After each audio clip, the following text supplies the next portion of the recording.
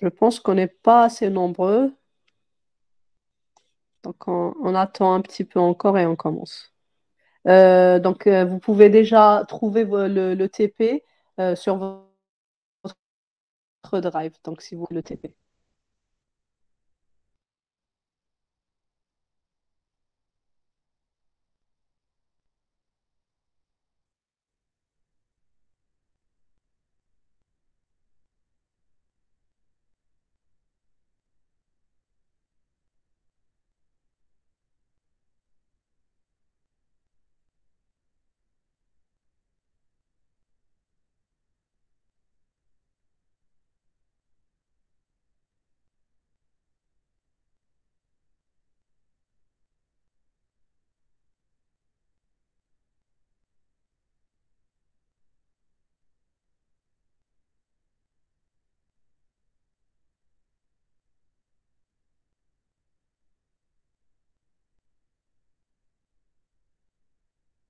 In this and in the next set of videos, I'd like to tell you about a learning algorithm called a neural. Juste une question, notre séance c'est à 9h30, ce n'est pas à 9h40, n'est-ce pas? Vous n'avez Normalement. pas 9h30, oui. 9h30. Très bien, ok. Bien, on attend encore 2 minutes. 9h40, on commence. 9h30. 9h35, je veux dire. Oui. 35.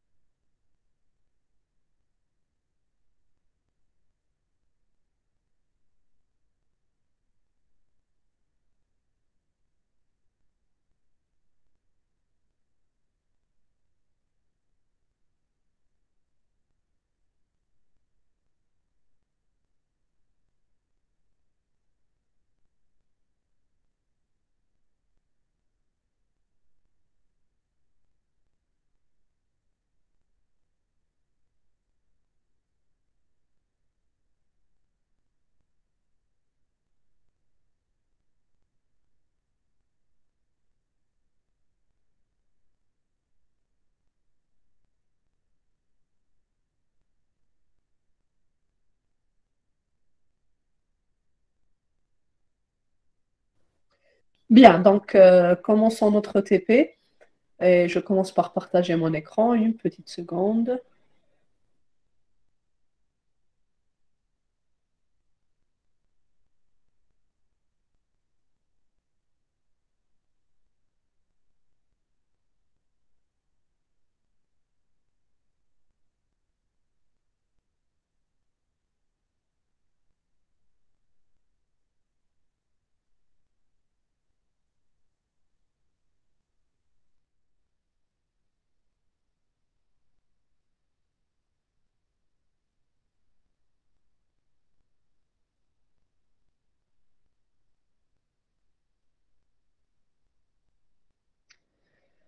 Bien, régression logistique avec régularisation. Donc, c'est ce qu'on avait fait durant la séance passée, la séance du dimanche.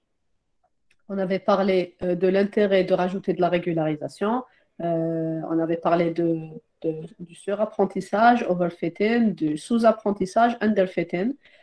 Euh, et on avait dit qu'on devait rajouter un paramètre, un terme de régularisation, qui était la multiplication d'un facteur de régularisation qu'on avait appelé lambda euh, par nos poids, par les poids pour lesquels on voulait avoir moins d'effet sur notre régression, qu'elle soit linéaire ou logistique. On avait vu ça, donc on avait vu la régularisation dans la régression linéaire, logistique et même pour l'équation normale. Donc, pour ce TP, on va essayer de se restreindre sur la régression logistique, donc un problème de classification. Et pour ce problème, donc, comme toujours, vous avez votre ensemble de données qui contient une matrice avec les caractéristiques et la classe. On est sur une régression logistique, donc on fait de la classification. Pour ce problème, on imagine qu'on est en train de faire des tests de qualité sur un logiciel, sur un produit donné. Et la première caractéristique, c'est de voir le résultat du test de notre produit qu'on veut commercialiser. La deuxième caractéristique, c'est un autre test que va passer notre logiciel ou notre produit donné qu'on veut commercialiser. Et notre Y, donc notre classe, ça va être est-ce que je vais, oui ou non, commercialiser ce produit ou bien c'est un produit défectueux. Donc, bien sûr, en se basant sur ces deux caractéristiques. Donc, comme d'habitude, on apporte les données. Donc, ça, j'avais dit que vous pouvez utiliser toutes les librairies que vous voulez. Je ne sais pas si j'avais dit ça à ce groupe ou à ces deux groupes. Donc, il y avait des étudiants qui avaient posé la question de Panda. Est-ce qu'on peut utiliser Panda? Donc, il n'y a pas de souci pour utiliser la librairie Panda, pourvu que vous compreniez donc, les fondements des algorithmes qu'on est en train d'implémenter et qu'on est en train d'essayer de comprendre. Aussi, donc, nos implémentations qu'on est en train de faire, c'est à but pédagogique. Vraiment, c'est pour comprendre toutes les bases des algorithmes qu'on est en train de voir. Demain, en entreprise ou votre propre entreprise, vous voulez commercialiser vos produits, donc il n'y a pas de souci à aller utiliser les librairies. Au contraire, elles sont beaucoup mieux, on va dire, implémentées. Peut-être que vous serez sur des codes plus performants que ceux des librairies, mais donc les librairies, ça reste aussi un outil très intéressant pour produire des logiciels et des prototypes rapidement. L'inconvénient, bien sûr, ce sera peut-être les licences. Donc, si on veut commercialiser, donc il faut vraiment prendre ça en considération. Donc c'est pour ça, donc, dans tous les TP, on est intéressé aussi de voir ce que donnent les autres librairies, donc sklearn, etc. Donc, de voir comment ils sont en train de résoudre les problèmes qu'on est en train de voir, quel est le temps d'exécution, le temps de convergence, etc. Donc, tout ça, c'est intéressant à voir, mais donc l'important pour nous et pour comprendre, c'est d'implémenter nous-mêmes et voir nous-mêmes et arriver à voir des obstacles nous-mêmes pour renforcer notre apprentissage. Donc, je ramène mon ensemble de données. Alors, donc, important ici, on a changé les types de données parce que pour ce problème, on aura des données réelles et des données signées. Donc, on a 118 exemples pour notre ensemble de données. Et là, bien sûr, donc on avait dit, alors ça, j'avais changé.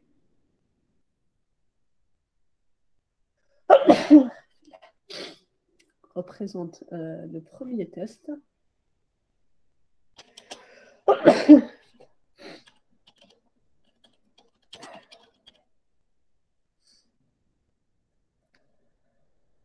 La deuxième test. Et la troisième, bien sûr, la commercialisation, oui ou non. Donc, chaque ligne représente un exemple de notre ensemble de données. Donc, on va essayer de mettre nos données dans les vecteurs correspondants. Donc, toujours notre X, c'est notre ensemble de données. Notre Y, c'est nos classes. Alors, j'avais eu aussi ici un petit souci avec l'autre groupe. Donc, quand on arrive à faire la multiplication matricielle, donc il y a certains étudiants qui ont eu des problèmes dans la multiplication, dans les tailles des vecteurs. Donc, on a juste rajouté ici pour forcer nos Y à avoir une colonne. Parce que si on ne rajoute pas ça, Donc, si on ne rajoute pas le reshape avec une colonne, donc notre vecteur aura seulement des lignes et il y a un risque plus tard dans la multiplication matricielle d'avoir des erreurs. Bon, ça c'est une des techniques pour éviter un petit peu le problème de détail. Voilà, donc nos X en 3 colonnes. Première colonne, c'est notre biais, c'est intercept, c'est les 1, la colonne des 1, notre X0. Deuxième et troisième colonne, donc X1, X2. Et notre Y, c'est nos classes. Alors, vous vous rappelez, on avait parlé de créer de nouvelles caractéristiques, donc des caractéristiques qui n'existaient pas à la base dans notre ensemble de données, dans notre base de données. Et on voulait donc créer un petit peu une régression non pas linéaire et non pas logistique, oui, mais on aimerait élever les puissances de nos caractéristiques pour avoir un ensemble, une sorte de polynôme qui va représenter nos données. Donc, une fonction polynomiale et non pas une fonction linéaire. Et pour ça, on va essayer de créer de nouvelles caractéristiques basées sur les caractéristiques. Donc, nos nouvelles caractéristiques, donc notre x0 va être 1. Notre x1, c'est toujours la première colonne de notre ensemble de données. Donc, c'est toujours le résultat du test du produit. Le x2, c'est le deuxième test du produit. Donc, jusqu'ici, c'est une régression, c'est des caractéristiques qu'on utilisait pour la régression linéaire. Et à partir de là, on va essayer de construire notre polynôme. Et le polynôme, je vous ai dit qu'il y avait la possibilité de créer de nouvelles caractéristiques basées sur les anciennes caractéristiques en élevant les puissances. Donc, si je prends la troisième caractéristique, plutôt la quatrième que j'appellerais x3, qui serait la puissance de 2 de la première caractéristique. La cinquième caractéristique, mon x4, va être la deuxième caractéristique multipliée par la troisième caractéristique. Donc 1 fois x2. Cinquième caractéristique, c'est la deuxième caractéristique au carré. Ensuite, à la puissance 3. Ensuite, à la puissance 4. Et ainsi de suite. Donc, à chaque fois, c'est aléatoire, c'est pas aléatoire, c'est un choix utilisateur. Donc, je veux que mes données ou ma fonction soit une fonction polynomiale. Je lui donne un degré du polynôme et je construis mes nouvelles caractéristiques. Donc, si c'est... attendez juste, je vais voir les questions. De rien.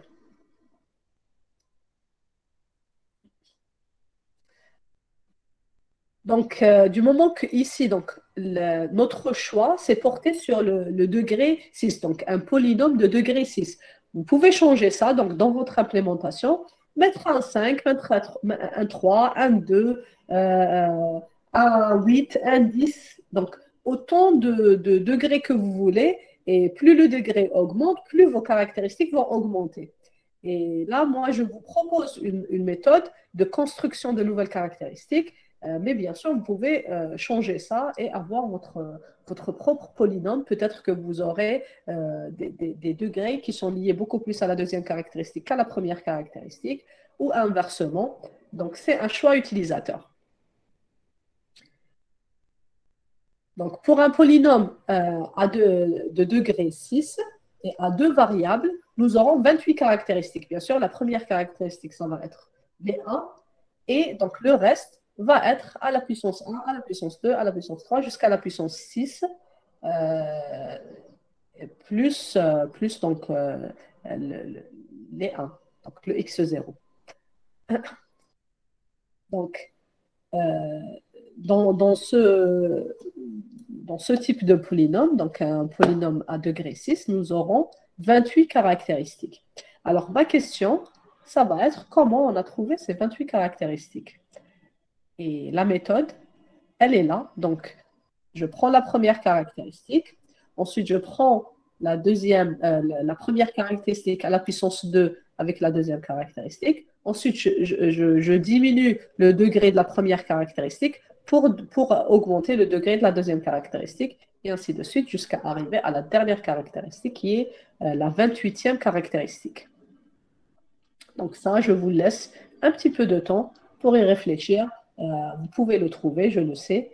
Donc, essayez un petit peu ce petit challenge. Donc, comment on a créé les caractéristiques? Un code très très simple, vous pouvez garder tel quel, comme vous pouvez le changer. Donc, vous pouvez le changer. Donc, ce qui serait intéressant, c'est de rajouter ici le degré. Donc, à ma fonction de mapping. Donc, c'est quoi ma fonction de mapping? C'est une fonction qui va prendre un ensemble de caractéristiques en entrée et il va le transformer en un polynôme. En nous basant bien sûr sur les x initiaux. x1, x2, si vous avez plus de x que ça, donc on essaiera de construire une fonction de mapping la plus générale possible. Donc pour ce cas particulier, donc, si vous trouvez le nombre de caractéristiques qu'on aura en répondant à cette question, vous pouvez donc, à l'intérieur de votre fonction, utiliser donc, le nombre de caractéristiques que vous aurez en sortie, ici, en vous basant sur le degré. Bien sûr, sur le degré et sur le nombre de caractéristiques initiaux. Donc, si vous avez 2 caractéristiques initiales, vous aurez une formule qui va vous donner. Donc, selon le nombre de caractéristiques initiales dans notre cas 2, selon le degré dans notre cas 6, vous aurez le nombre de colonnes. Et le nombre de colonnes, en fait, c'est le nombre de caractéristiques finaux avec le polynomial de degré qu'on a choisi en paramètre d'entrée. Donc, pour ce cas particulier, le nombre de caractéristiques résultantes va être 28. Le degré, on l'a défini 7, mais bien sûr, ça c'est un 6, c'est juste par rapport au 0. Et pourquoi j'ai besoin de définir le nombre de caractéristiques au préalable? Parce que dans NumPy, vous le savez, je ne peux pas. Donc, si j'utilise, bien sûr, donc si vous utilisez une liste, il n'y a pas de problème à augmenter la taille à chaque fois. Mais si j'utilise une matrice, un array, je dois d'abord définir la taille de cette matrice. Donc, je dois définir le nombre de caractéristiques ici que j'ai appelé calls. Donc, je crée d'abord mon tableau de caractéristiques, ma matrice de caractéristiques et toutes les caractéristiques que je vais obtenir après avoir fait cette augmentation de caractéristiques, cette construction du polynôme. Je définis ma première caractéristique comme étant la première colonne.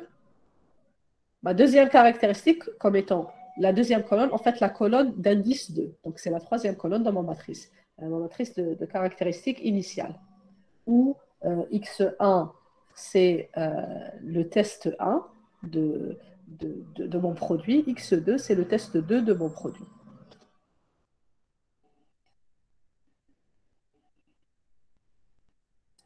Ensuite, donc pour i allant de 1 jusqu'au nombre de degrés, c'est un polynôme à degré égal à 6, donc de 0 jusqu'à 6. Et pour j allant de 0 jusqu'à mon i que j'ai ici, mon compteur que j'aurai ici, donc j'aurai ma caractéristique, ma nouvelle caractéristique va être la première caractéristique à la puissance i moins j fois la deuxième caractéristique à la puissance j. Donc, imaginez, donc, si je suis au premier degré, donc, si je suis à x0, donc pour i allant de 0 jusqu'à 0, donc pour i allant de 0 jusqu'à 6, donc premier i est égal à 0, le j va être de i plus 1, de 0 jusqu'à 1.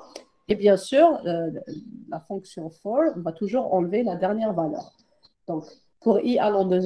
donc, i est égal à 0, j est égal à 0. Donc, la première colonne, donc k, je l'ai initialisé aussi à 0. Donc, la première colonne va être x1 à la puissance 0 fois x2 à la puissance 0. Donc, et on va se retrouver avec le intercept, la première caractéristique qui va être égale à 1 pour tous les exemples. I est égal à 1 maintenant. Donc, i est égal à 1. j va être égal à 0 pour la première itération. Donc, i est égal à 1, donc ça va être x à la puissance 1 fois x1 à la puissance 1 et x2 à la puissance 0. Donc, je vais me retrouver avec x1. I est égal à 1, deuxième itération de la deuxième boucle. Donc, je serai à j est égal à 1. Et donc, ça va me donner donc, la deuxième caractéristique va être égale, la troisième caractéristique va être égale à x1 multiplié par x2.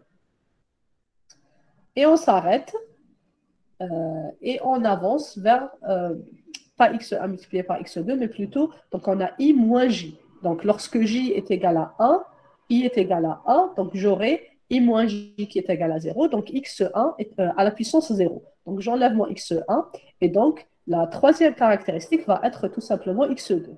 Et c'est ce qu'on cherche. Donc, on aura x0 est égal à 1, x1 est égal à x1, et x2 est égal à x2. Maintenant, lorsque lorsque i est égal à 2, donc j'aurai... Ah, ok, je repartage.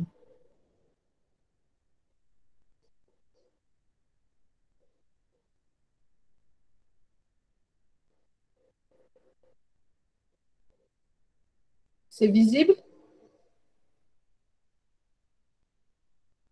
Est-ce que vous voyez mon écran à présent? Oui. Très bien, très bien. Ok, donc je continue. Donc maintenant, i est égal à 2. Donc je vais élever mon x1 à la puissance 2. Donc je suis à la troisième caractéristique. Donc si je fais... J'utilise ça pour ne pas me perdre moi aussi. Donc on est à la troisième itération. Donc i égale à 2. J allant de 0, donc J égale à 0. Ensuite, J égale à 1. Ensuite, J égale à 2. Et je m'arrête à 2, vu que je suis jusqu'au range de i plus 2. Donc, i est égal à 2, donc j'aurai x, donc x0, x1, x2, je suis à x3. x3 va être égal à x1 à la puissance 2, lorsque j est égal à 0. Et k est égal à k plus 1, donc je suis à x4. x4 va être x1 à la puissance i moins j, j est égal à 1, donc ça va être 1, donc x1, ça c'est x1, donc x1 multiplié par power x2j, donc j est égal à 1, donc x1 fois x2. Je passe à j est égal à 2, k est égal à k plus 1, donc je suis à x5, qui va être égal, donc x5 va être égal à x1 à la puissance i moins j, donc i est égal à 2, j est égal à 2, donc x à la puissance 0, donc ça va être 1. Et x2 à la puissance j, donc x2 au carré. Donc ça, c'est ma caractéristique x5. Donc si je récapitule, x0 égale à 1, x1 égale à x1, x2 égale à x2, x3 égale à x1 au carré, x4 égale à x1 fois x2, x5 est égal à x au carré, x2 au carré, et je continue. Donc, i est égal à 3, je fais la même chose. I égale 3, je continue. Donc, 3, donc ça va être x1 à la puissance 3 fois x2 à la puissance 0. Donc, c'est x1 à la puissance 3. Ensuite, x1 à la puissance 2 fois x2. Ensuite, x1 à la puissance 1 fois x2 au carré, et ainsi de suite, donc en utilisant toujours ce code. cette portion du code. Et ce qu'on est en train de faire, tout simplement, on est en train d'essayer de chercher une fonction polynomiale basée sur nos deux caractéristiques qui, à la base, étaient pour une fonction linéaire. Bon, une seconde, j'ai perdu ma connexion.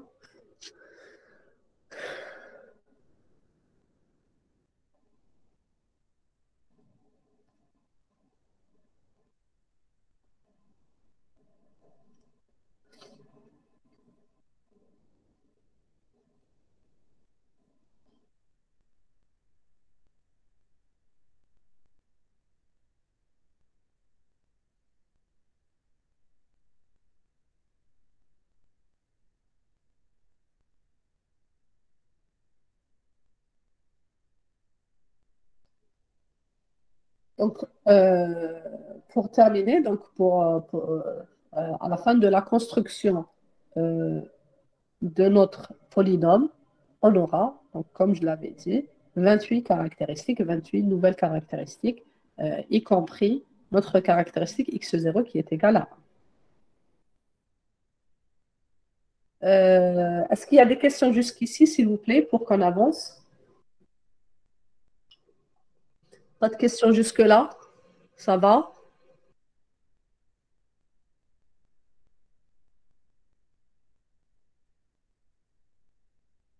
Bien, s'il n'y a pas de questions, je continue. Euh, Alors, donc, ce qui est demandé de votre part, donc, soit d'utiliser la fonction telle quelle, ça répond à notre besoin, on a 28 caractéristiques, soit donc de rajouter le degré pour être plus à l'aise et pour faire fonctionner ce code pour n'importe quel degré. Donc, euh, vous donnez juste donc, le degré, le nombre de caractéristiques ici, le degré de votre polynôme, et votre code va vous construire de nouvelles caractéristiques polynomiale basée sur les anciennes caractéristiques avec le degré que vous allez définir.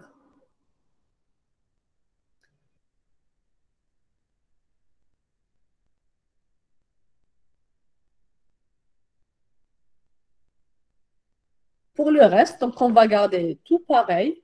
Pour ceux qui ont bien avancé euh, dans le TP précédent, le TP3, donc vous aurez juste des petits rajouts à faire. Donc on va récupérer la même descente du gradient, le même calcul de coût, euh, sauf que euh, on va juste rajouter donc la régression. Donc au même code, on va rajouter le terme de régression dans le calcul du coût. Donc compute cost, regularized. Donc je prends x, y. Ah, pardon, ici j'ai oublié lambda.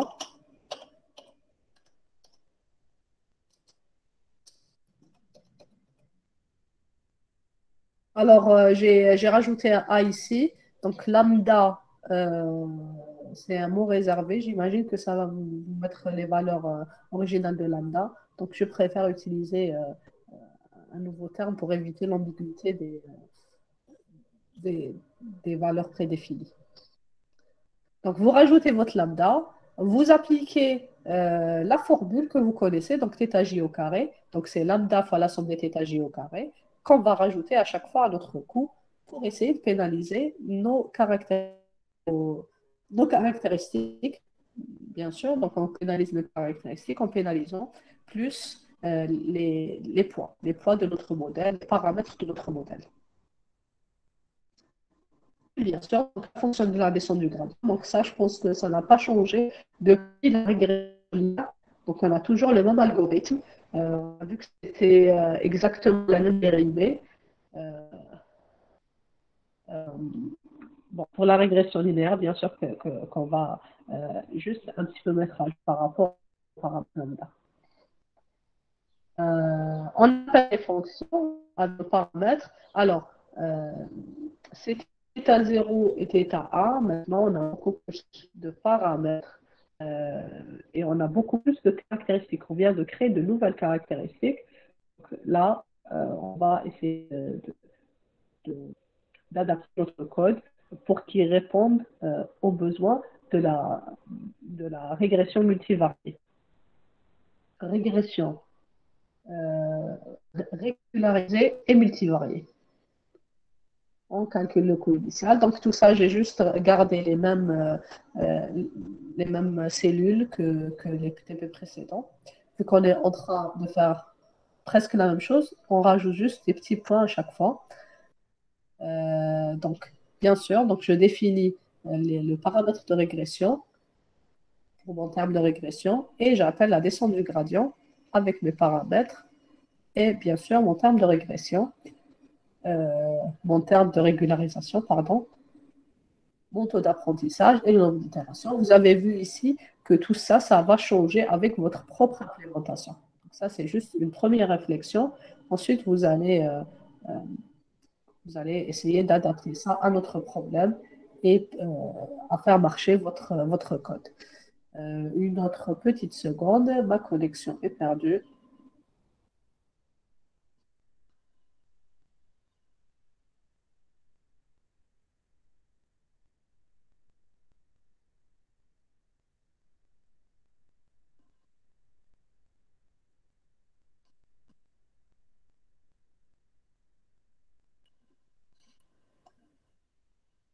Alors, pour la limite de décision, à votre avis, elle aura quelle forme? Si on a, si on a toutes ces caractéristiques et on a un polynôme, à votre avis, quelle sera la forme? Est-ce que ça sera une ligne? Est-ce que ça sera déjà une ligne séparatrice, à votre avis?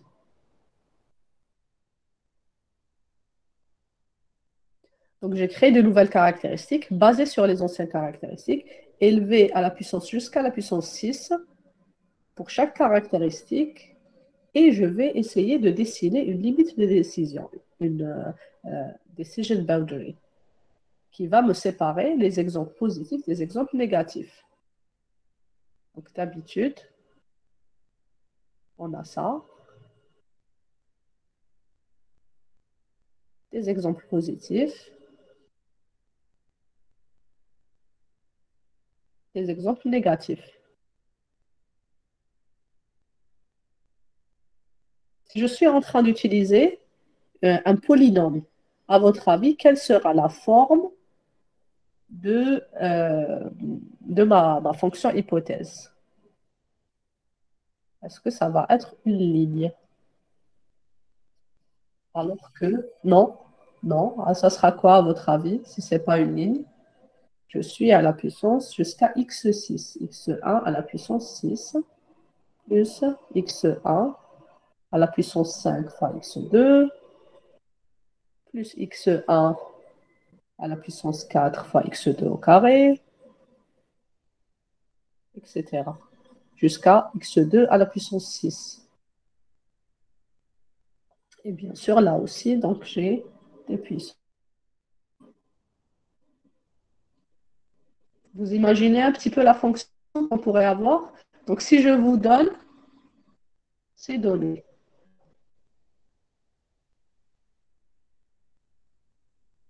à votre avis, quelle sera la forme qui pourrait le mieux séparer ces données? Et en fait, c'est exactement les données qu'on a. Donc, ça, c'est notre x1, ça, c'est notre x2, et ça, c'est notre classe.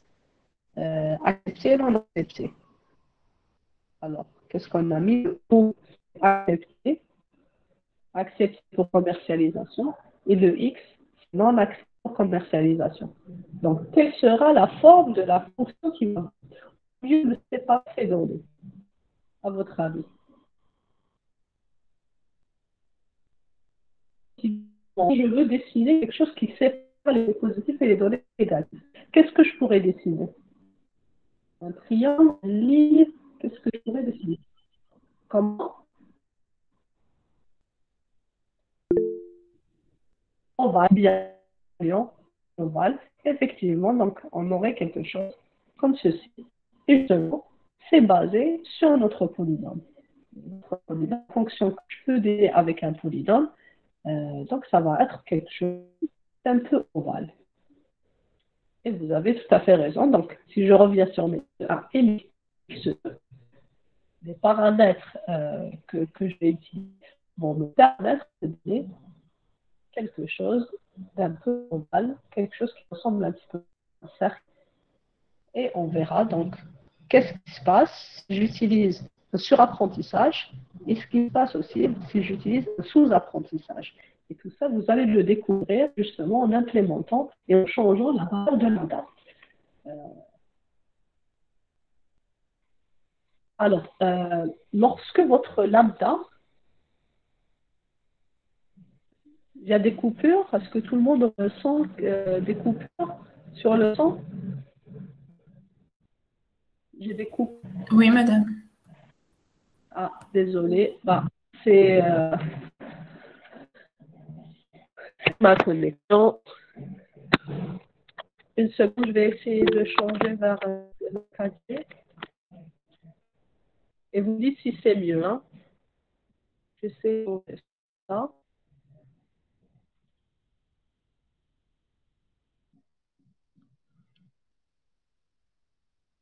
Alors, dites-moi si le son est meilleur. Est-ce qu'il y a toujours des coupures? Pour le moment, c'est mieux. D'accord, donc je garde la 4G. Ok, très bien, donc je garde la 4G. Bien, donc où est-ce que j'en étais? On parlait de quoi?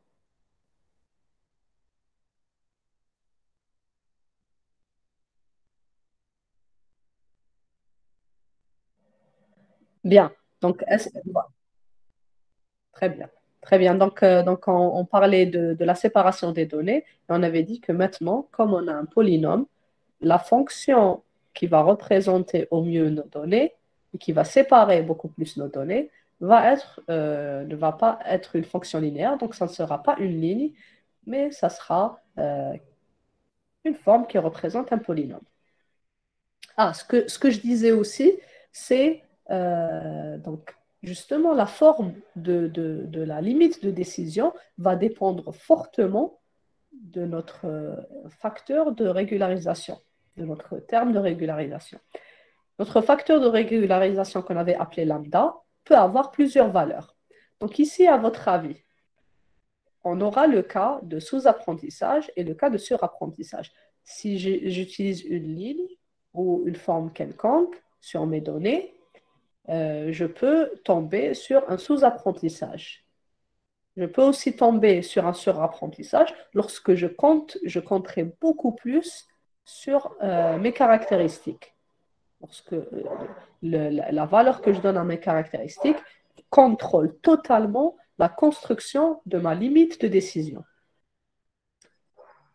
Donc, à votre avis, mon lambda, quand il est grand, est-ce que je tomberai sur un sous-apprentissage ou sur un surapprentissage? Et inversement, quel est l'effet que peut avoir lambda? Lorsqu'il est grand, plus il est grand, plus j'avance vers un sous-apprentissage ou bien vers un surapprentissage. Très bien, très bien. Plus j'avance, plus mon lambda est grand, plus j'avance vers un sous-apprentissage. Parce que je suis en train de trop pénaliser mes caractéristiques sur lesquelles est basé un polynôme, mon polynôme. Justement, c'est ce qu'on peut voir ici.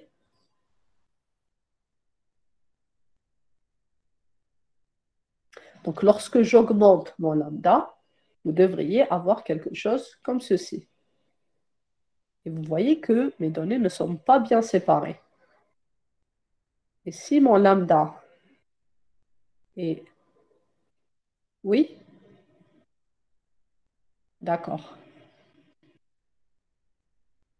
D'accord, je repartage tout de suite.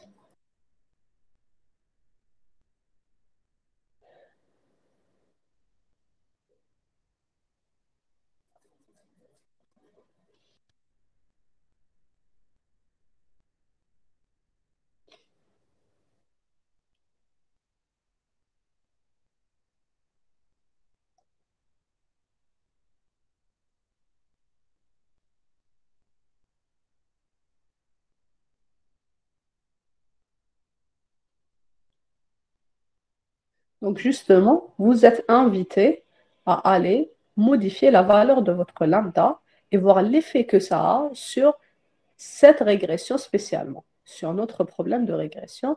Et vous allez voir que lorsque lambda sera trop grand. Donc, par exemple, lambda égale à 100. Lorsque je mettrai mon lambda à 100, voici la décision, la limite de décision que je vais avoir. Et je vois bien ici qu'à l'intérieur de mon cercle, mes exemples positifs sont mélangés à mes exemples négatifs. Si mon lambda est trop petit, donc je vais me baser totalement sur mon polynôme pour dessiner ma limite de décision. Donc j'aurai quelque chose. Alors, je vais repartir ma connexion. Patientez un peu, s'il vous plaît.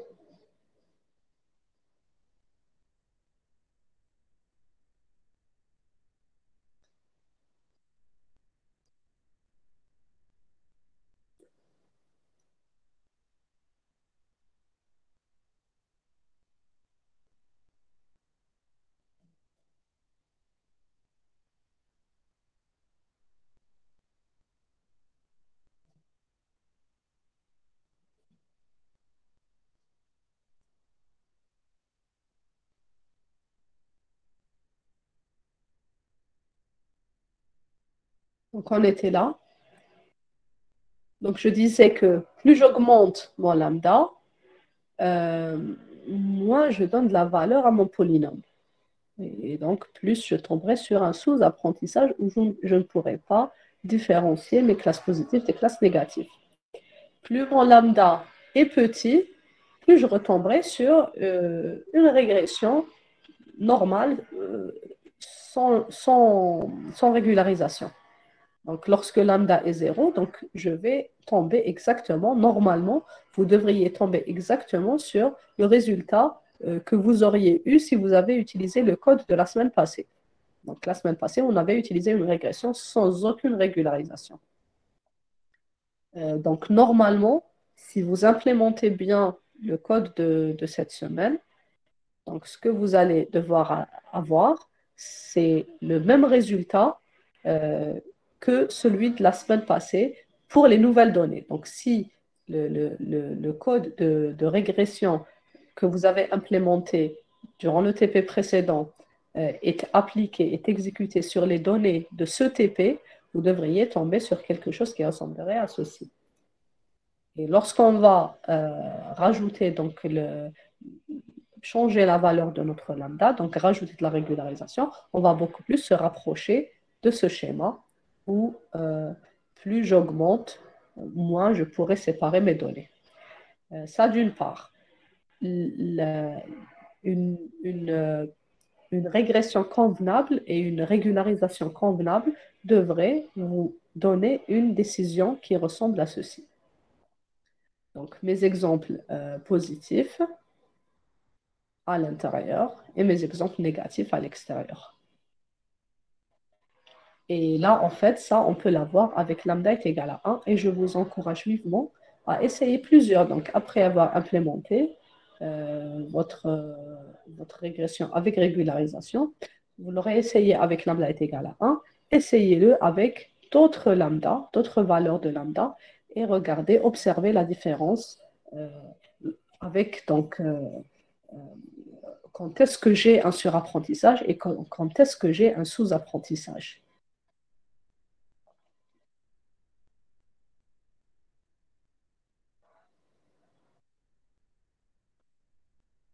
Voilà,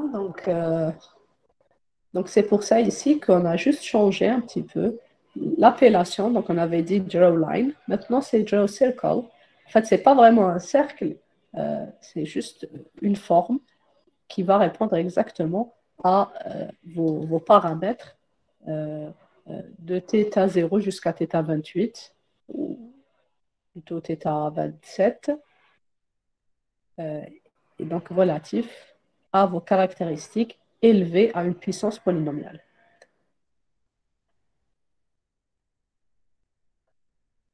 Pour la classification, bien sûr, donc on a envie de prédire des valeurs. Donc, dans le TP précédent, on a juste appliqué la régression, on a essayé de voir comment minimiser le coût, on a essayé de voir notre J, on a essayé de mettre à jour nos paramètres. Pour cette classification, du moment qu'on est un peu plus avancé, on ne va pas encore utiliser les métriques qu'on a vues durant le premier TP, mais on va essayer de deviner un petit peu la précision que peut avoir notre modèle de régression avec régularisation sur ces données particulières.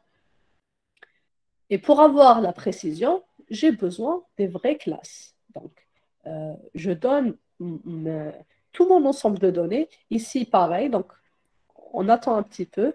On ne va pas encore aller vers division, apprentissage, validation, etc. Donc, je vais juste prendre mon ensemble de données, qui est toutes mes données X, toutes mes caractéristiques, donc les 118 caractéristiques qu'on a pour les 118 exemples, et je vais essayer de prédire en utilisant la fonction hypothèse qu'on a définie, de prédire leur classe. Donc, est-ce que oui, le produit va être commercialisé ou non, il ne va pas être commercialisé. Donc, je vais retourner un Y prédit. Et là, c'est très simple à faire. Hein. Donc, la fonction hypothèse, bien sûr, grâce à la fonction logistique, grâce à ma sigmoïde, va me retourner des valeurs comprises entre 0 et 1, des probabilités.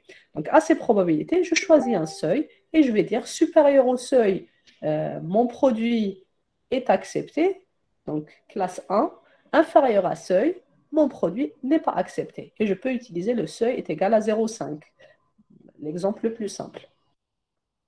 Donc, à partir du retour de la fonction hypothèse, donc la descente du gradient va me retourner des paramètres. J'applique ces paramètres pour prédire la valeur de chaque ligne dans mon X, donc de chaque exemple, j'aurai 118 exemples, et donc Y prédit va être un vecteur à 118 valeurs et une colonne, donc 118 lignes, une colonne pour chaque exemple. Donc ça, c'est le retour de ma fonction predict qu'on va définir. On va utiliser la fonction predict, on va utiliser le retour de la fonction predict pour essayer de voir est-ce que notre classifieur est bon ou pas. Donc, avant ça, on a bien sûr envie de dessiner la courbe qui va séparer, le graphique qui va séparer, la fonction qui va séparer mes données positives des données négatives. Et on va essayer de voir la qualité de notre classifieur. Donc, ça, c'est la partie la plus simple à faire. Je vais juste prendre mes Y réels, qui est un vecteur de 118 valeurs. Je vais voir est-ce qu'il est égal à mon Y prédit. Et mon Y prédit, ce n'est pas des probabilités maintenant, c'est une classe. Parce que j'ai fait un seuillage de mes probabilités. Supérieur à 0,5 égale à 1, inférieur à 0,5 égale à 0. Donc, si elles sont égales, donc je vais essayer de chercher la moyenne. Donc, combien environ j'ai de bonnes et de mauvaises classifications. Je multiplie par 100 pour avoir un pourcentage et je vais trouver ça et je vais afficher ça pour voir quelle est la précision. Donc, normalement, avec ces données et avec notre facteur de régularisation lambda est égal à 1, j'aurai environ dans les 80, 85, 87% de précision pour tout l'ensemble de données. Bien sûr, donc ça, c'est sur un petit ensemble de données, donc on a seulement 118 valeurs, on n'a pas divisé en ensemble d'entraînement et de validation. Pourquoi? Parce que pour ce TP, donc on a beaucoup plus envie de comprendre ce qu'il y a derrière. Donc de comprendre les fondements de la régression logistique et de la régularisation. Donc juste pour avoir une idée de la précision de notre modèle de régression avec régularisation. Donc ici, vous pouvez aussi, donc lorsque vous allez décider vos limites de décision, pour lambda est égal à 0, lambda est égal à 100, lambda est égal à 1, calculez aussi la précision pour ces trois lambdas. Donc changez les lambdas, changez votre facteur de régularisation, et essayez de voir ce que ça vous donne comme précision et quand est-ce que la précision est bonne, quand est-ce qu'elle est mauvaise. Normalement, lorsque vous allez utiliser un lambda très petit, égal à 0, votre précision devrait théoriquement être plus grande que la précision en utilisant une régularisation. Pourquoi? Parce que votre modèle est en train de répondre au mieux à vos données d'apprentissage sans pénaliser quoi que ce soit. Plus on augmente notre lambda, plus notre décision théoriquement devrait être petite. Et là, donc, je vous encourage vivement à le voir vous-même avec votre propre implémentation. On peut ici, bien sûr, utiliser donc, tout ce qui est lié aux librairies d'apprentissage. Donc, tout ce que vous rajouterez ici va être bon pour vos comparaisons et comparer votre propre implémentation. Et donc, comme d'habitude, je renforce mon apprentissage. Donc, la partie où vous allez changer vos lambdas, ça peut être ici. Donc, je renforce mon apprentissage en essayant plusieurs paramètres lambda, en essayant de voir euh, quels sont, quel est l'effet de mon facteur de régularisation. Plus il est grand, plus il est petit. Donc, tout ça, vous pouvez le vérifier après avoir implémenté donc, les fonctions de base dont vous avez besoin. Voilà. Est-ce qu'il y a des questions jusqu'ici, s'il vous plaît?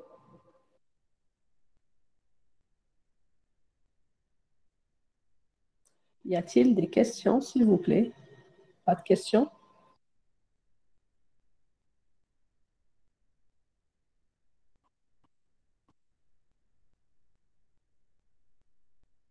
Très bien. Donc, s'il n'y a pas de questions,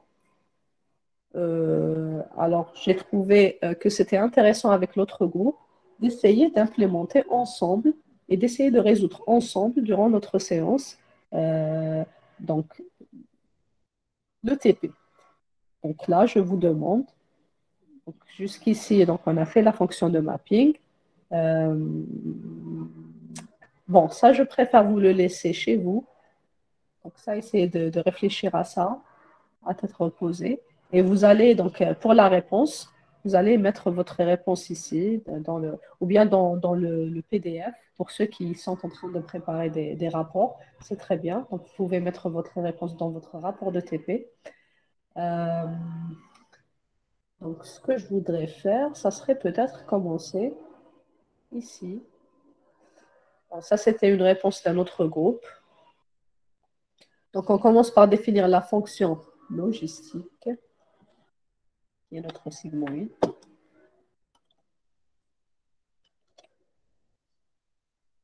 Normalement, j'ai exécuté jusque-là.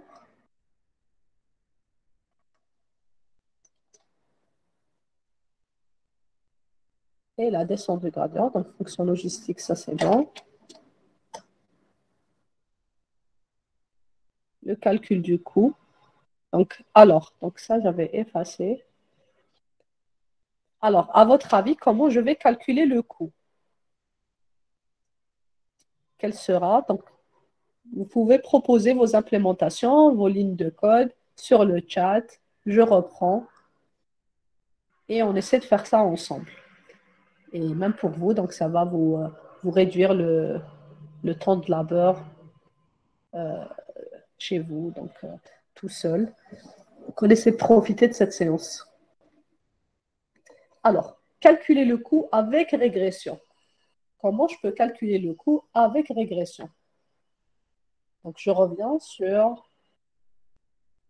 sur les...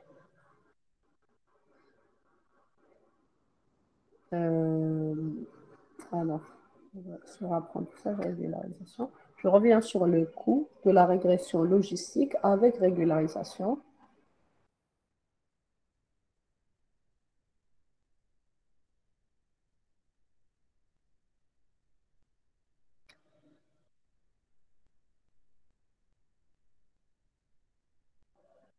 Alors, je demande un petit peu d'interactivité. Hein. Essayez de vous brancher. Essayons de réfléchir ensemble comment calculer le coût de régression.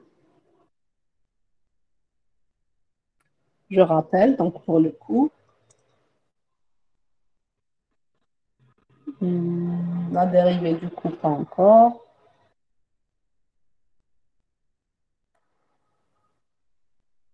Oui,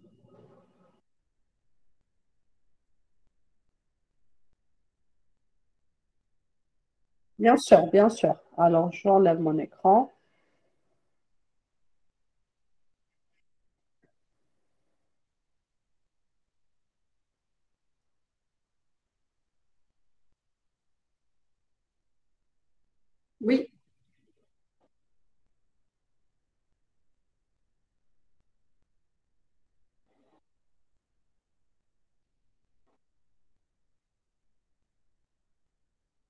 Hein.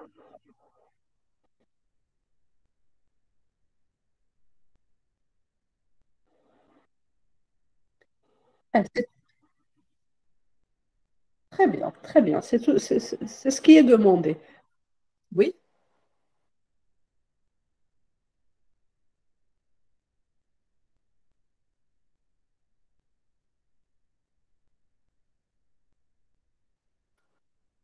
Mhm.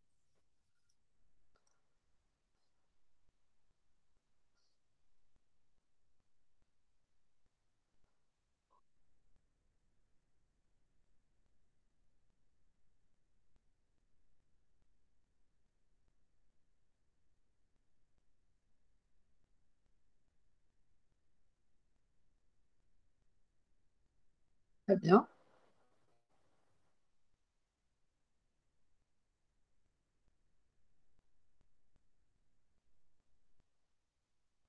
Euh, non, non, non.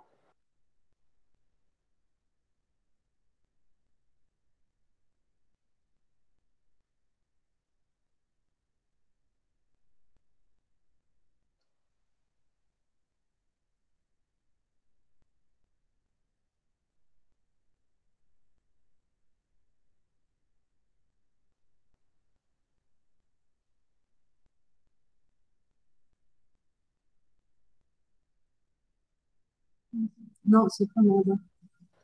Euh, معلش كبر برك لو كود.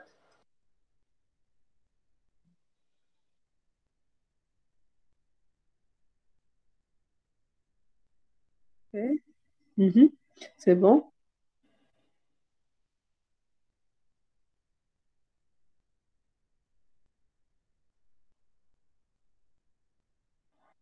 Rajoutez le nombre d'itérations.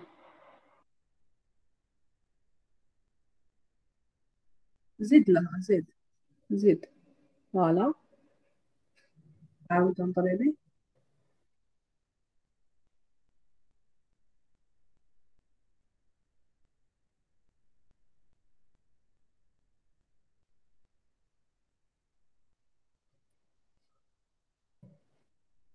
C'est-à-dire,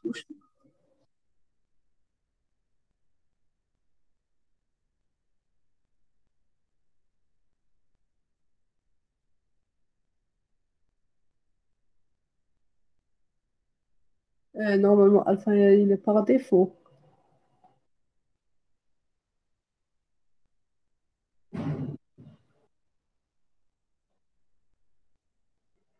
Même dans 15 000 itérations, vous avez toujours la même,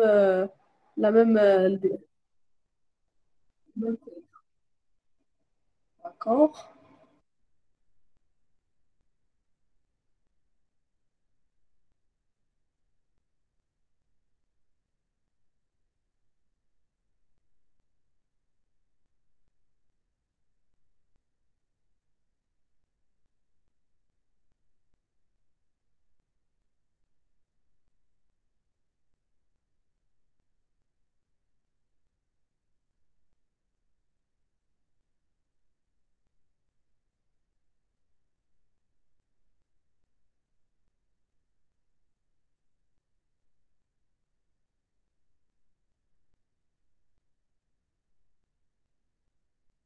Euh, je suis en train de voir.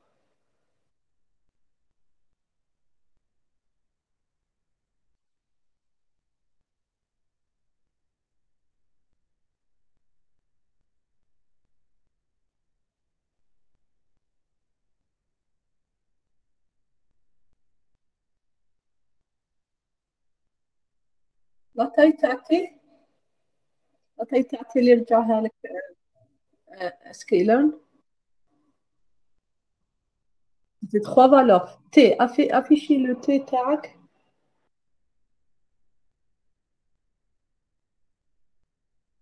rank.coef.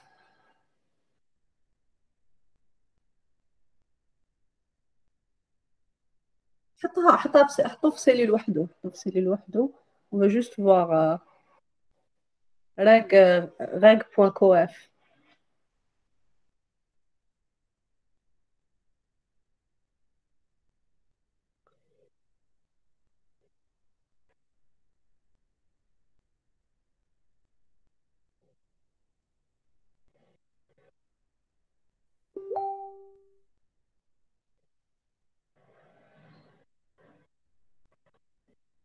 اوكي.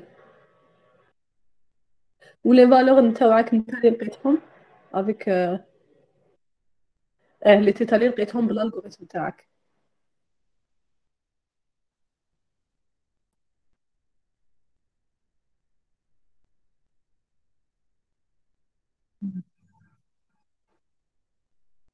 وي.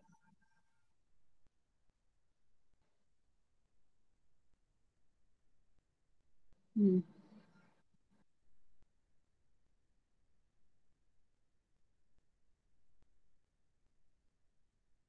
ولو كو شحال خرج لك؟ لو كو سي vous appliquez هاد لي تيتا.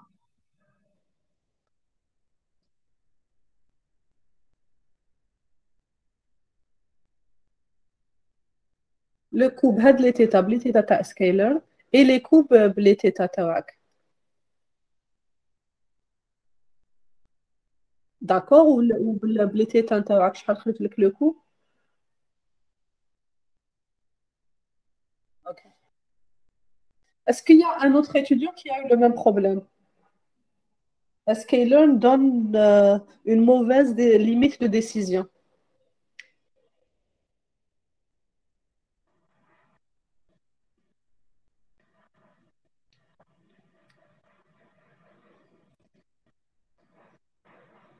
Pour les autres, non? Oui?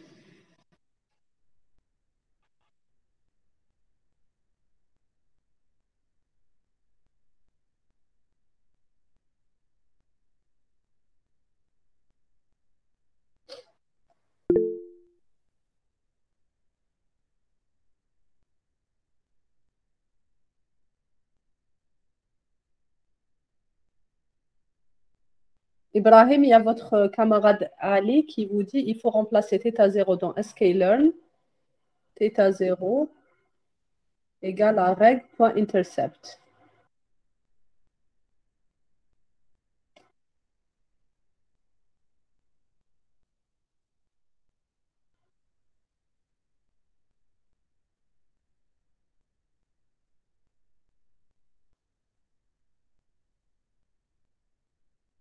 Quinze mille ou sklearn me dit que 7 virgule. Donc c'est pas juste un problème d'affichage. Euh,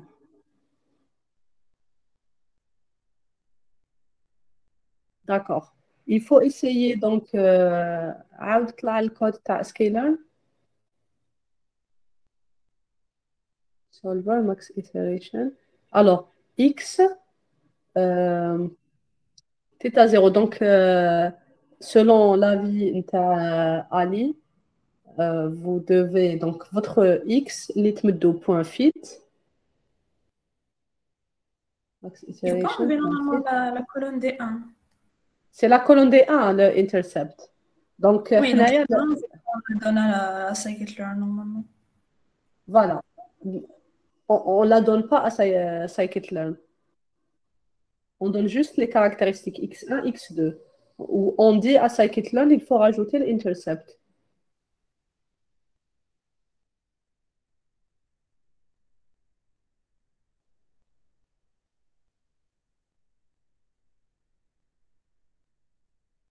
Oui, justement. Justement, ce que je comprends de l'avis de vos camarades, c'est que sklearn, وحده, il va créer l'intercept. Donc, لو كان حنا نمدوا له trois caractéristiques et la première caractéristique حنا درناها les 1, هو pour lui c'est une caractéristique et il va rajouter le intercept. Donc, a priori, hein, il a كان هذا هو le problème. Donc, انت واش تمد له؟ دير له point fit غير x1 مع x2. Donc, seulement la deuxième et la troisième colonne.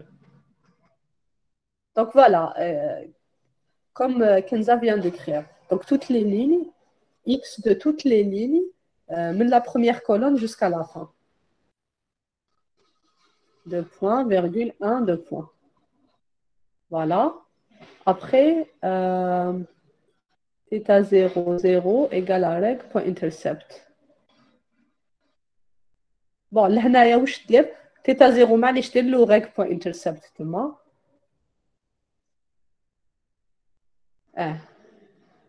Parce que ça va être la sortie très bien. عاود انطريني دوكا بهادوما غير لي x1 x2. نحينا حنا لو x0 تاعنا.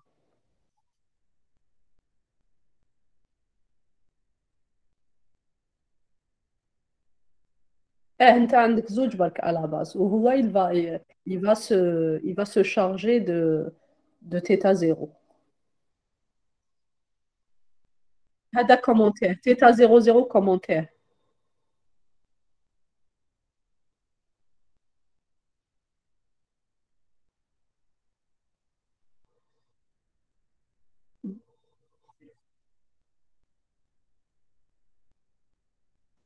Mais sinon, il y aura deux coefficients et un intercept.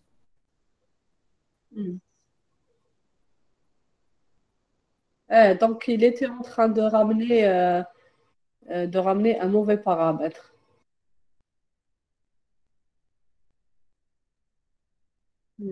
Donc, وش دار لك sklearn, il n'a pas créé une ligne, il a créé un hyperplan avec trois variables. اللي هما x0, x1, x2 parce que مديت له نتايا 3 colonnes.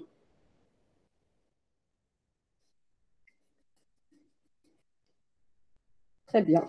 Merci à Ali Kenza. Oui, Ibrahim.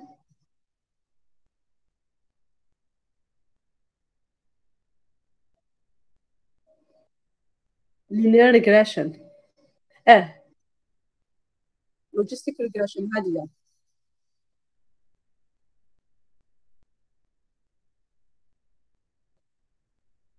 Mais vous aviez eu aussi un problème de overflow, non? Normalement, là, c'est bon.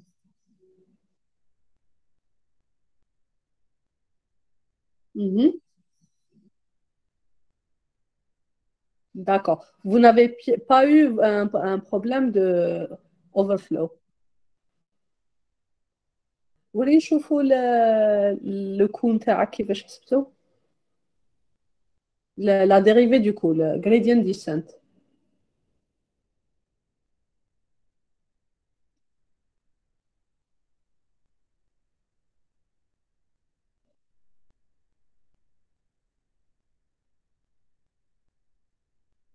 Mhm.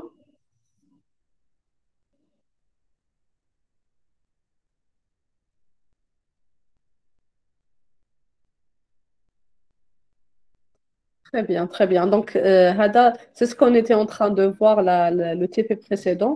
Pour ceux qui ont eu un overflow, un dépassement de capacité, c'est ceux qui ont utilisé la vectorisation. Donc, a priori, vous n'avez pas utilisé la vectorisation, mais juste des boucles itératives. Donc, si vous utilisez une vectorisation, on est supposé faire les choses plus rapidement à cause du calcul matriciel que fait NumPy, mais comme on aura des grandes valeurs à l'intérieur du coup, à l'intérieur de chaque valeur de la matrice, à l'intérieur de chaque entrée de la matrice, on aura un dépassement de capacité.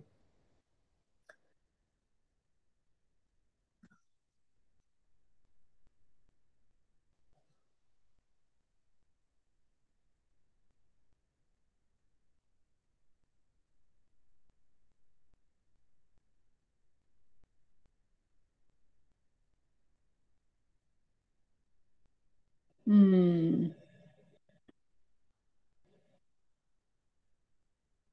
Mhm.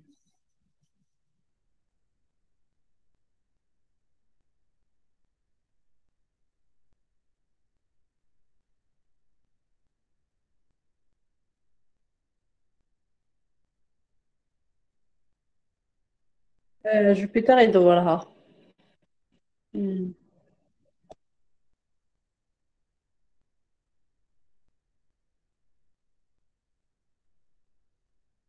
Mhm.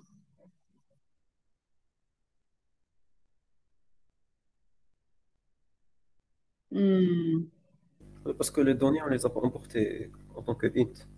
Il faut pas quand même. تقدر تعمل ترجعها float. Ah oui. Tu peux la changer en Oui, oui, oui.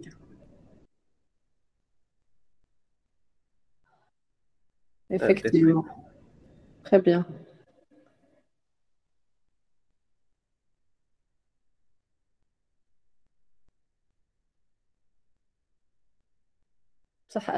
Vous avez exécuté.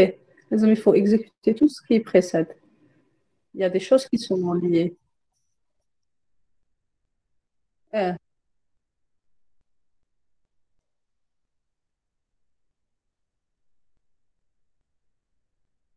ok.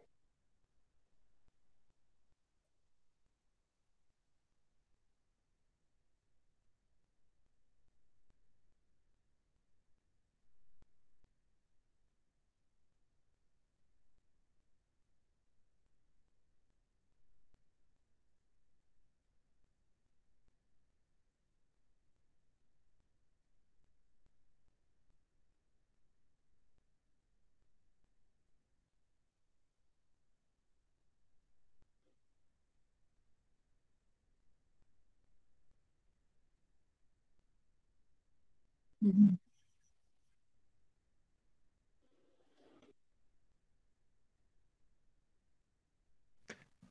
لي دوني راهم يكبروا على جال كي رانا نديرو اللوك تاع حاجه صغيره بزاف، باسكو كي زعما راك تقول نديرو السيغمويد زعما تاع نيميرو كبير، بعد راح يكون قريب لواحد، وكي دير له موان تاع إيكغيك يعطي لك اللوغ شغل تاع زيرو، وتولي موان فيني. تسمى على بها لازم دير نورماليزاسيون باش لي دوني ما يروحوش بزاف للواحد وما يروحوش بزاف للزيرو، يبقاو لك زعما بين 0.9 و 0.1. بعد كي تولي دير 0.9 و 1 تعطيك 0.1. كي دير اللوك تاع 0.1 شغل نورمال، ما يروحوش بزاف ما يكبروش، غير ما يجوا يكبروا نهبطهم كارديا ديسنت.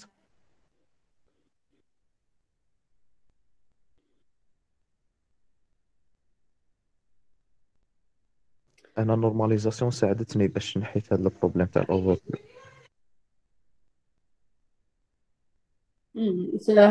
Ça résout le problème de overflow. Mais là, on est en train d'essayer de résoudre euh, le log de zéro. Ou le log ايه de اللوك دو zéro, زيرو. c'est lorsque. Le log de zéro, c'est lorsque. اللوك دو زيرو تاني كيجي من العجل الاوفر فلو، باسكو الاوفر فلو الدوني كبار، كي دير سيغمويد زعما تاع الدوني كبار ولا دوني صغار بزاف يعطيك يا زيرو. Il rapproché, oui, la limite, bien sûr. ايه وكي Mais تولي il a ان qu'un. بعد كي Il دير a اللوك qu'un. تاع زيرو، Hmm, باسكو راح نديرو ان موان ايكغيك من داك، hmm, نديرو شغل ان ناقص سيغمويد تاع هذا ناقص ايكغيك يعطيك hmm. زيرو. اللوك تاع زيرو يدير لك هذا البروبليم الله. Voilà, il faut rajouter. Je préfère rajouter un epsilon. Je préfère pas. La normalisation, oui, c'est une solution. C'est pour éviter. C'est pour éviter la lenteur dans la convergence. Mais je préfère qu'on rajoute un epsilon parce qu'on a besoin de cette valeur.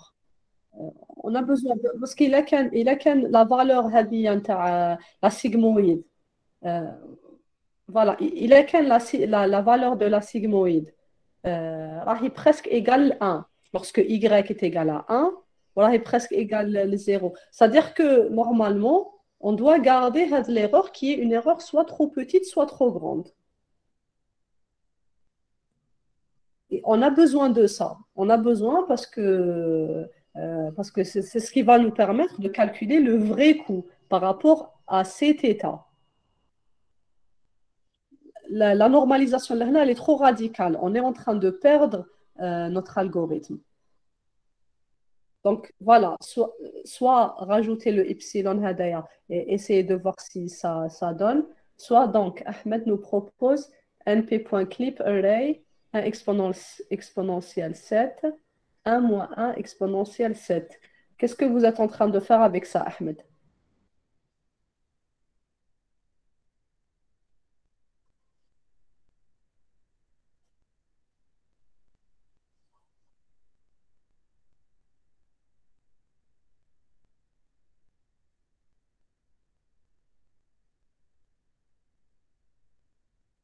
np.clip. Ibrahim, vous avez deux solutions. 1 exponentielle moins 7, sorry, typo. OK.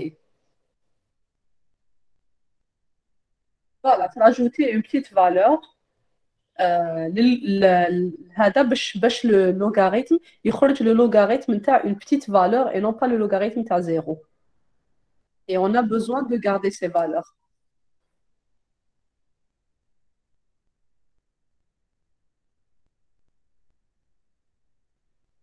Il faut voir avec les itérations.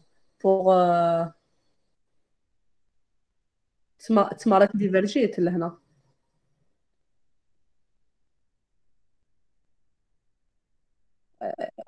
Est-ce que c'est possible de voir le coût مع les itérations? On veut voir le plot تاع le coût avec les itérations.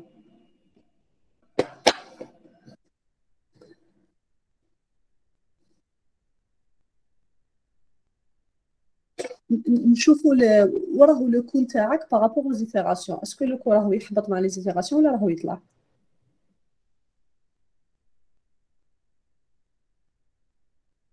Gradient descent, يا أخي, on est en train de parler de la descente du gradient.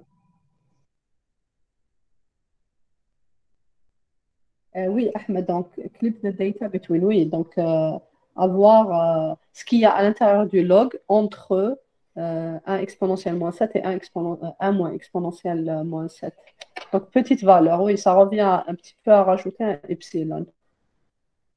Et tout en évitant la normalisation, parce que la normalisation va nous donner autre chose.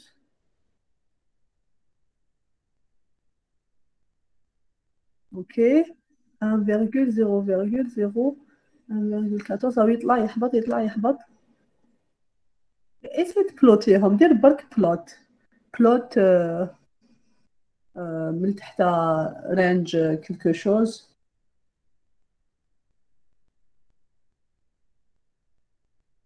افتح سيلول جديدة ودير برك بلوت لتحت نومبر ديتيراسيون والفوقها فوتر اكس. ولا دير ديريكتومون بلوت هذه لا فالور في ال تي بوان بلوت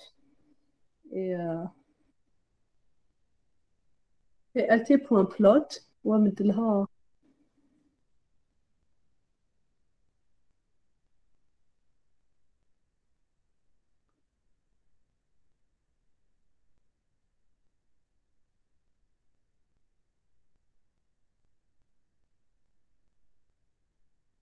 ماذا ما كملش. خليه يكمل لي زيتيراسيون تاعك. بصح نحي اباند هذيك اول كوست برك يا اخي. هذا واش ريتورنا لك؟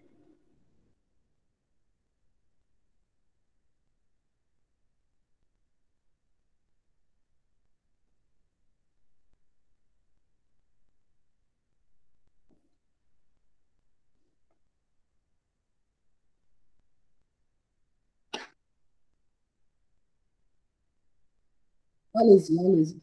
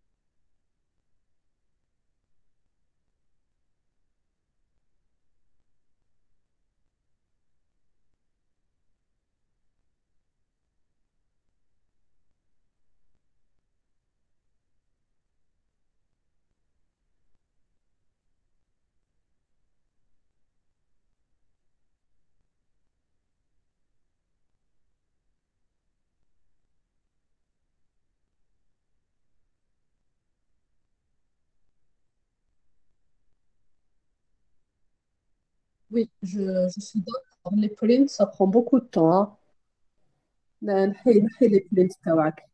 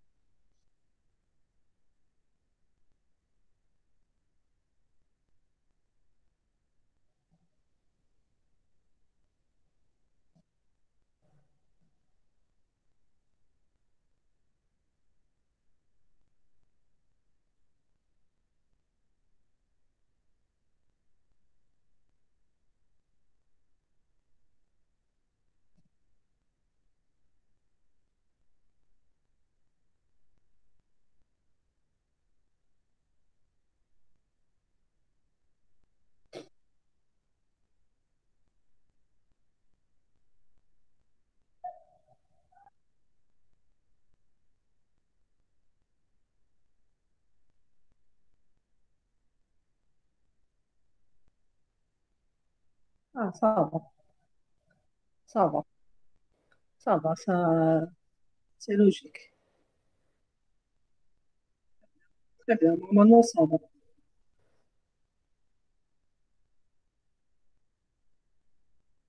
Merci à vous.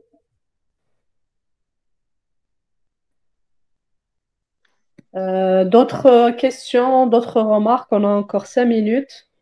Madame, Oui, je ne sais pas est-ce que le temps sera suffisant, mais vous pouvez réexpliquer la courbe au roc parce que je trouve encore des difficultés avec ça. d'accord, il n'y a pas de souci. Alors, courbe rock.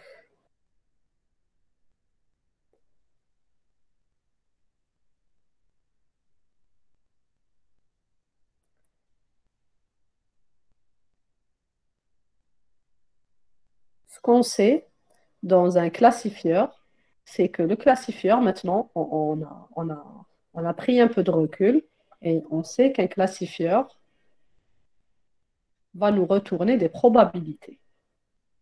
Et quand c'est une multiclassification, il va nous donner des probabilités ou la somme de ces probabilités. Donc, pour un exemple donné, donc exemple de ma dataset. Donc, ma dataset contient plusieurs X. Chaque ligne, c'est un exemple. Exemple 1, exemple 2, exemple 3, etc. Donc, l'exemple 1, quand je l'ai donné à un modèle de classification, il m'a donné des probabilités. Ce modèle de classification m'a donné des probabilités. Et maintenant, on sait comment on a obtenu ces probabilités. On les a obtenues grâce à une fonction, peut-être une fonction de régression, réseau de neurones. On verra plus tard comment on calcule ça. Et on a obtenu des probabilités. La somme est égale à 1. Donc, si je suppose que j'ai 3 classes, j'aurai pour la première classe une première probabilité, 0,1. Pour la deuxième classe, une deuxième probabilité, 0,2. Et pour la troisième classe, une troisième probabilité qui est 0,7. J'ai 3 classes et je sais que la courbe ROC ne peut être construite que pour une classification binaire. Donc, ce que je vais faire, je vais transformer ce vecteur en quelque chose qui est binaire, en une classification binaire. Hadi, c'est une classification pour 3 classes. Ça, c'est la classe 1, probabilité d'appartenance à la classe 1, probabilité d'appartenance à la classe 2 et probabilité d'appartenance à la classe 3. Pour une classification binaire, j'aurai une première ROC pour la classe 1 contre 2 et 3, j'aurai une ROC pour la classe 2 contre 1 et 3, et j'aurai une courbe ROC pour la classe 3 versus classe 1 et 2. Pour le premier exemple, donc je suppose que ça c'est mon premier exemple.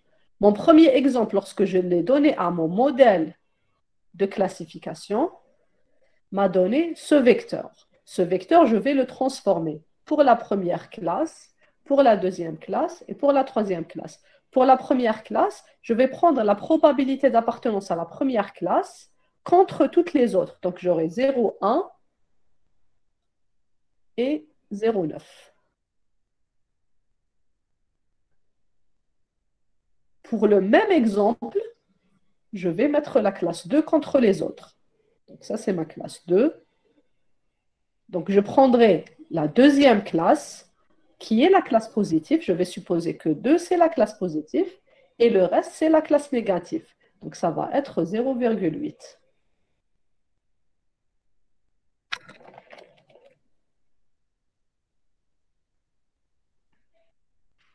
Et pour la troisième classe, pour le même exemple, j'aurai donc la classe 3 qui va être considérée comme l'exemple positif, donc 0,7. Ça, c'est la classe positive. Et le reste, c'est la classe négative, donc 0,3. J'ai fait ça, donc j'ai réécrit mes probabilités, qui étaient un vecteur de 3 valeurs, en 3 vecteurs de 2 valeurs. Chaque vecteur est une classification binaire. Ça, je viens de le faire pour un seul exemple. J'essaie de le faire pour tout l'exemple de ma dataset, les M exemples. Donc, j'aurai première valeur, deuxième valeur pour la classe 1 contre les autres. Troisième valeur jusqu'à valeur M.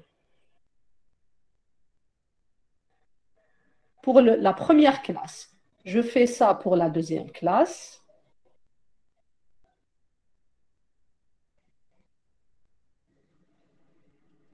Et je fais ça aussi pour la troisième classe.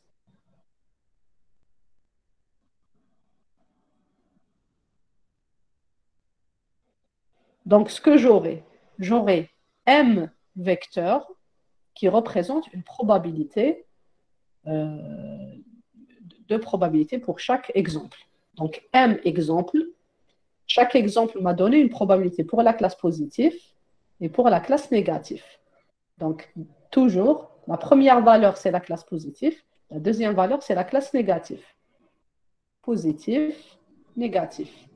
Positif, négatif. Et je sais que pour calculer la ROC, j'ai besoin des classes positives et des classes négatives pour calculer true positif, donc vrai positif, vrai négatif, faux positif, faux négatif. On commence avec la ROC de la classe 1. Et on avait dit que pour le TP1, j'ai besoin d'une ROC pour chaque classe. Je sais que pour le TP, j'ai 10 classes, de 0 jusqu'à 9. Donc, j'aurai 10 courbes ROC. Pour l'exemple qu'on est en train de voir, j'ai 3 classes. Donc, j'aurai 3 courbes ROC. Pourquoi? Parce que j'ai divisé ma classe qui était ma classification qui était une multiclasse vers une classification binaire pour pouvoir faire la ROC. Jusqu'ici, est-ce que c'est clair? Parce qu'on va se baser sur ça pour aller plus loin. Asma, est-ce que c'est clair jusqu'ici? C'est clair, madame. Bien. Donc, on avance. Maintenant, je veux construire la courbe ROC pour la classe numéro 1. Pour la classe numéro 1, je vais définir un ensemble de seuils.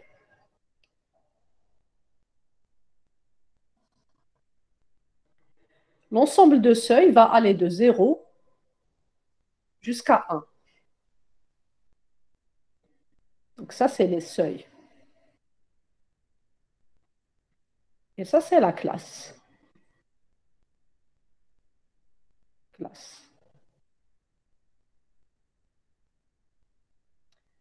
Je vais définir un saut.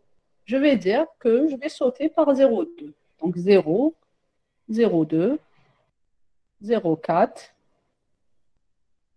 0,6, 0,8 et 1.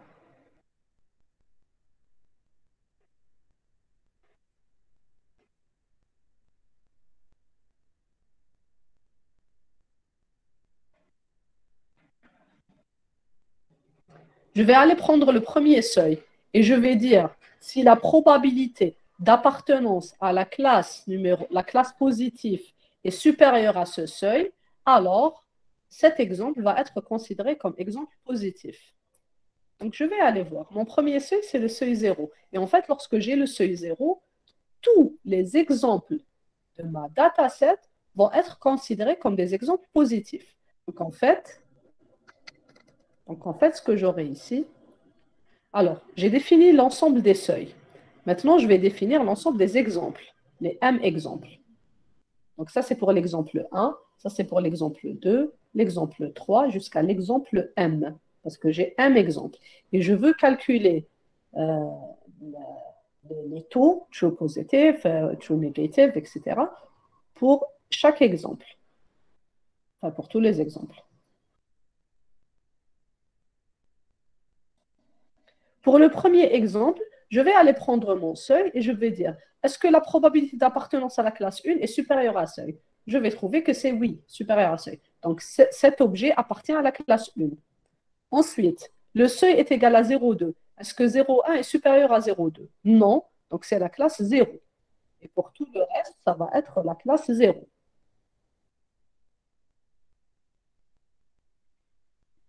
Je prends le deuxième exemple. Donc ça, je l'ai fait pour le premier exemple.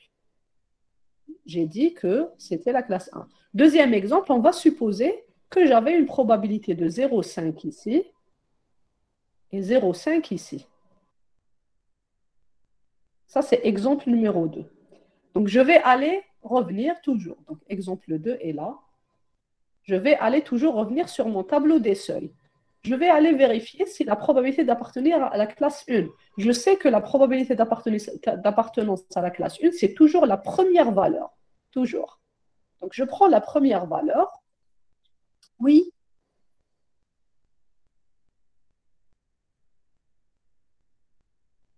Ndirouha 1 qui coûte supérieur à la... attendez. Si la probabilité... Si la probabilité est supérieure à un seuil, alors c'est la classe 1. Oui? Quelqu'un a parlé? Ah, c'est bon, madame, c'est bon. Très bien. Donc, je prends le deuxième exemple. Je vais aller chercher dans quel seuil je suis. Je suis au seuil numéro 0. Donc, je vais aller chercher si la probabilité d'appartenance de l'exemple 2 à la classe 1 est supérieure à 0. 0,5, c'est supérieur à 0,2, donc elle appartient à la classe 1. Le deuxième exemple appartient à la classe 1. Je continue. 0,2. Est-ce que la probabilité d'appartenance à la classe 1 est supérieure au seuil 0,2? 0,5 est supérieur à 0,2. Donc oui, c'est accepté comme classe est égale à 1. Comme classe 1. Je continue. 0,4. Est-ce que la probabilité d'appartenance à la classe 1 est supérieure à 0,4? Oui. Donc j'accepte cet objet comme appartenant à la classe 1. 0,6. Est-ce que la probabilité d'appartenance à la classe 1 est supérieure à 0,6? Non. Donc c'est la classe 0. Et donc là, j'aurai la classe 0 pour tout le reste. Je continue. Exemple numéro 3. Je suppose que pour l'exemple numéro 3, j'ai eu probabilité 0,9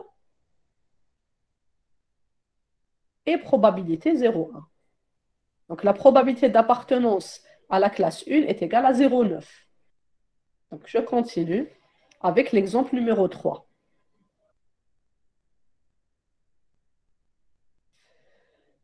Alors, est-ce que 0,9 est supérieur à 0? Oui, donc j'accepte que c'est la classe 1. Est-ce que 0,9 est supérieur à 0,2? Oui, donc j'accepte que c'est la classe 1.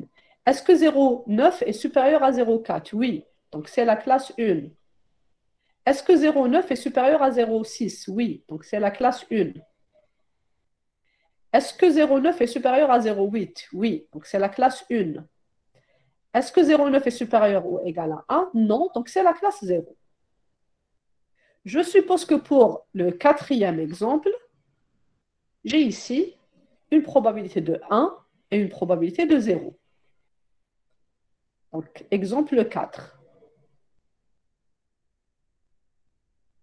Et je vais faire la même chose. Donc, est-ce que la probabilité d'appartenance à la classe 1? Et attention, j'utilise toujours la première valeur. C'est l'appartenance à la première classe. Donc, est-ce que 1 est supérieur à 0? Oui. Donc, elle appartient à la classe 1. Est-ce que 1 est supérieur à 0,2? Oui. Donc, c'est 1 partout.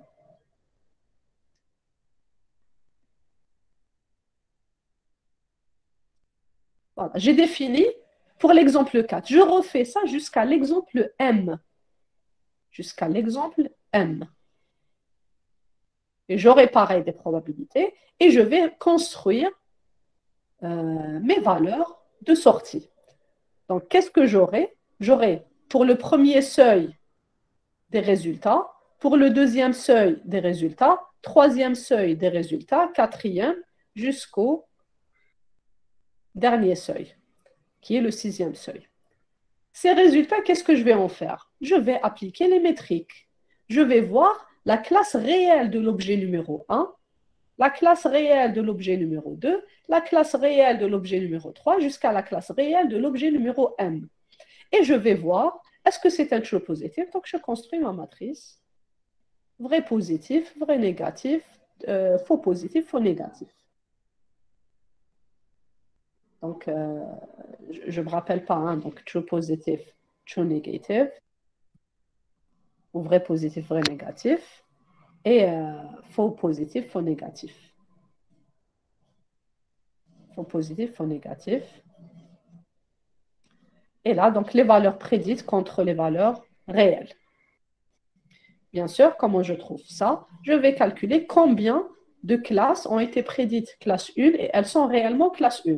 Je vais les mettre ici. La somme, je vais la mettre ici. Combien de classes ont été prédites classe 1 et qui sont la classe 0 et qui sont réellement la classe 0. Je vais les mettre ici et je garde donc faux positif, faux négatif.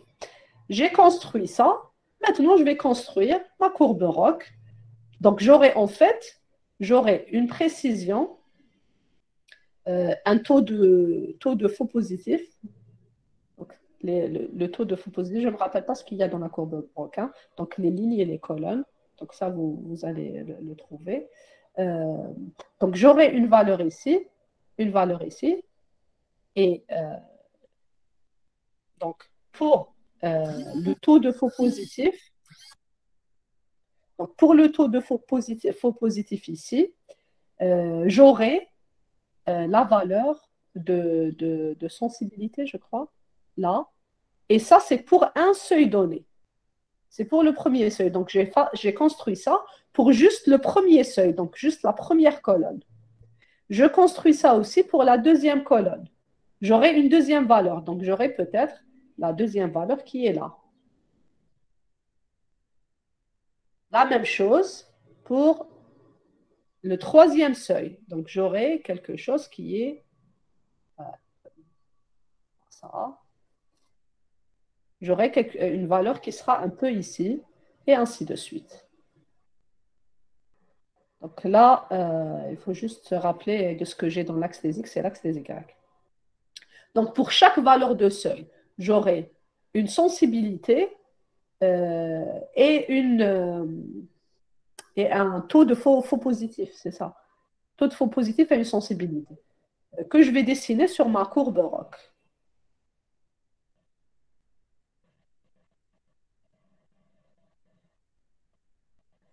Et donc, j'aurai plusieurs valeurs pour chaque valeur de seuil que je vais pouvoir dessiner pour visualiser ma courbe ROC.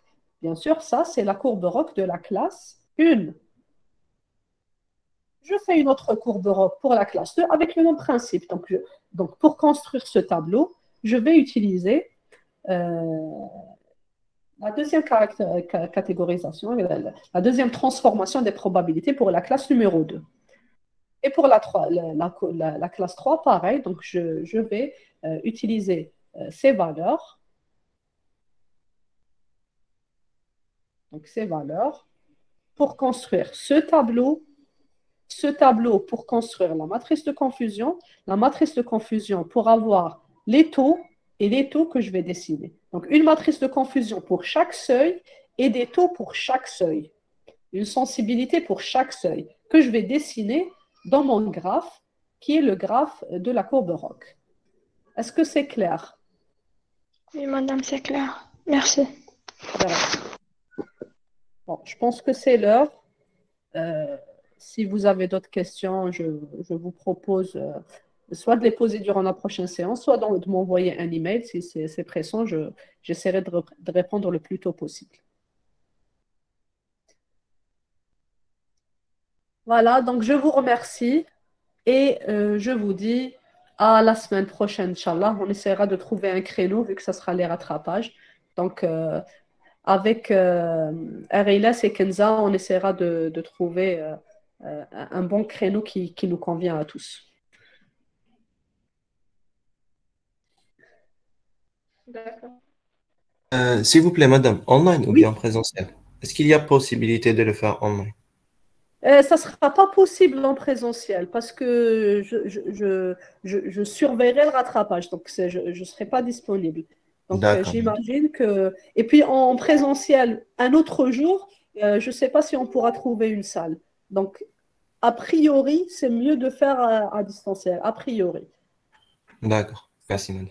Sauf si vous avez d'autres possibilités, moi, il n'y a pas de souci. Non, normalement, toute la semaine prochaine, on la fera online. Classe. Donc, on essaiera. Mais mercredi aussi, ça sera online? Mercredi, je pense que Non. ça... Bon, Non. initialement, le samedi, c'est présentiel, mais je me suis mis d'accord avec les enseignants et j'avais fait un sondage. Le sondage était pour qu'on fasse la journée du samedi online. Initialement, le dimanche, mardi et jeudi, c'est les rattrapages. Donc, c'est online. Le lundi, le DT, c'est online.